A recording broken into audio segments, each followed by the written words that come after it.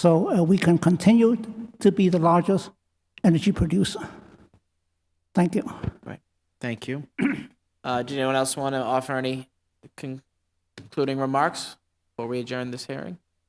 All right, well, I will end with the lead sponsor, Councilor Murphy, on this. I would just like to thank you all for coming. Excuse me, Please. I'd very much like to hear from Councillor Sakin. I'm going to get to Councilor Zakin. Okay. We're doing our concluding remarks.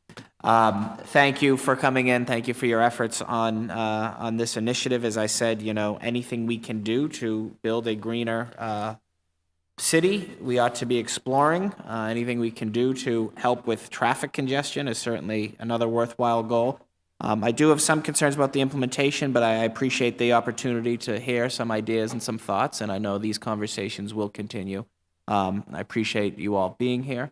Councilor Zakim, did you have any thoughts or concluding remarks? Just want to thank Councilor Murphy for his leadership calling this hearing, and as you, Mr. Chairman, I know your commitment to being more sustainable, I think, in our transit and across the board, your leadership of this committee really bringing us forward and finding new ideas.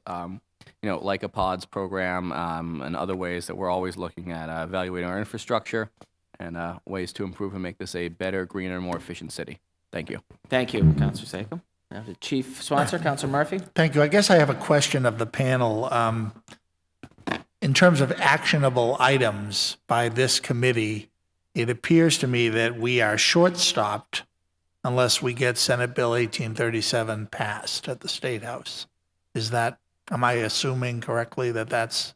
Yes, what we need from the Boston City Council is a letter of support that we can bring to the state's Joint Committee on Transportation to show that there is interest and support for moving forward with solar personal rapid transit here in Massachusetts. The city also could pass the same ordinance as an ordinance and establish it here, but then we still have the complexities every time you cross a state route that you would have a right-of-way issue.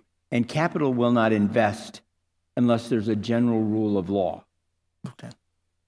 So the first barrier is Senate 1837. So we should do a city council resolution supporting the passage of Senate 1837 as a gateway to open the door, and then we could probably come back and debate or discuss putting it into fruition as a pilot type program at certain parts of the city. That would be my recommendation, Mr. Chairman, but obviously I'm just one member here. Thanks. Thank you. Thank you, everybody. All right. Thank you very much. This hearing is hereby adjourned.